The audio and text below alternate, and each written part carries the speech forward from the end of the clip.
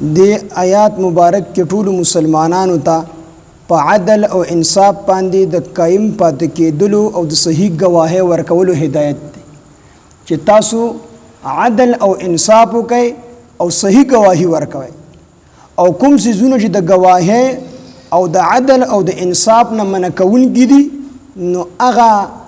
کوم څیز چې تاسو د عدل او انصاف او صحیح گواهی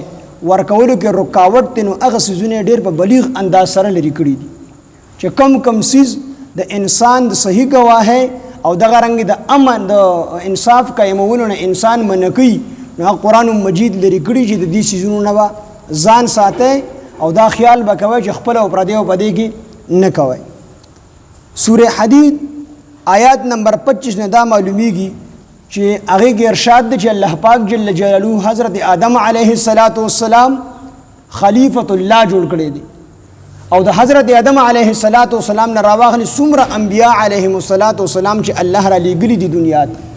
او د هغې سره څومره کتابونه څومره صحیفې را لیږلي دي نو د هغه ټولو غټ مقصد دا و چې په دنیا کې انصاف قایم شي چې په دنیا کې انصاف قایم شي هر سړی چې کوم دی هغه منصف مزاج جوړ شي او چې کله انسانان دې کې انصاف پیدا شي نو امن به خود بیا راځي چې کله انصاف پیدا شي نو امن به بیا خامخا راځي او چې تر کومه پورې انصاف نه دی راغلی نو امن نشي راتللی نو الله پاک جل جلاله چې څومره انبیا علیهم السلام دنیا ته را لیږلي دي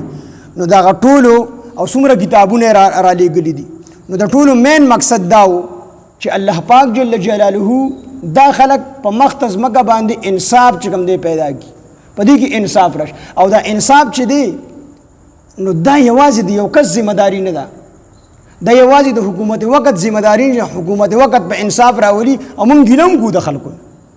مونږ وی پلان کې بادشاہ د څه دی ډینګې د څه دی پلان کې سیاستدان د څه دی دا را باندې د څه راغی دا د څه راغی او مثال لچا ورګو مثال د حضرت عمر رضی الله عنه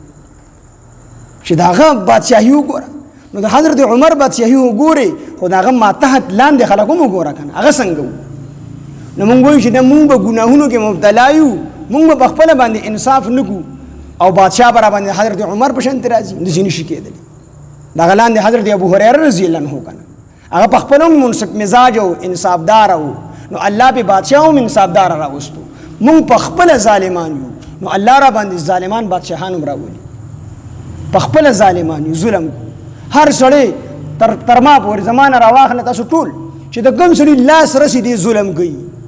دا زموږ استاد الله پاک تی په عمر کې برکات واچي هغه به وي د الله نه سوال کوي چې الله د بد وسره له مراد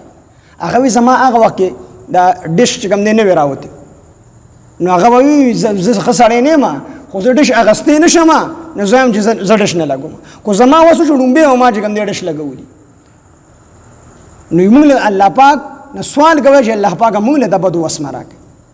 نو هر سړي کې انصاف پکار دی انصاف څه ته ویلی شي قسط معنی چې کوم دی دا په انصاف سره شوی ده او قسط څه ته ویلی شي انصاف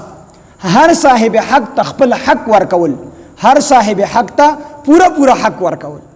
نو د الله په موږ باندې حقونه دي نو الله ته پورا حق ورکول نو موږ د الله پورا حق نشو ورکولې خو د الله د پورا حق ورکولو کوشش وکړو او بیا به الله ته وایو چې دا الله ستاسو د شان مطابق نه دي الله په خپل رحم او کرم احسان سره قبول کړي نو هر صاحب حق ته پورا حق ورکول دې ته چې کوم دی انصاف ویل شي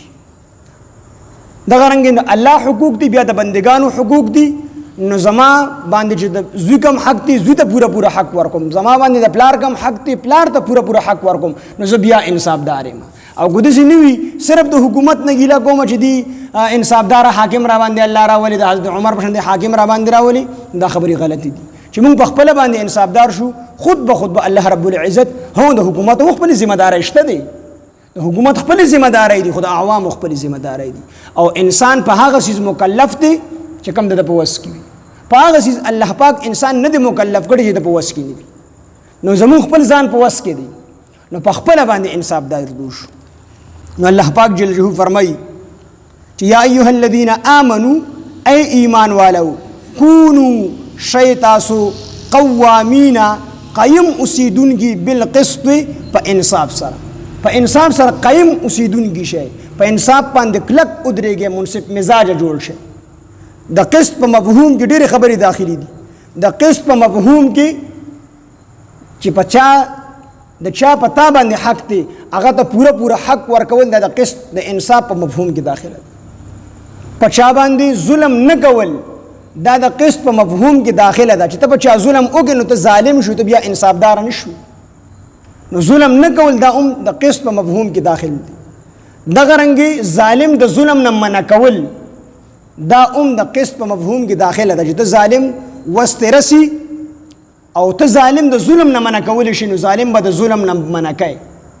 نو چې ظالم تا د ظلم نه منع کړ ته انصافدار شو، ځکه دا د قسط په مفهوم کې داخله ده. دغه رنګې صحیح ګواهي ورکول دا چې کوم دی د قسط په مفهوم کې داخله ده. د مظلوم حمایت کول دا د قسط په مفهوم کې داخل دی.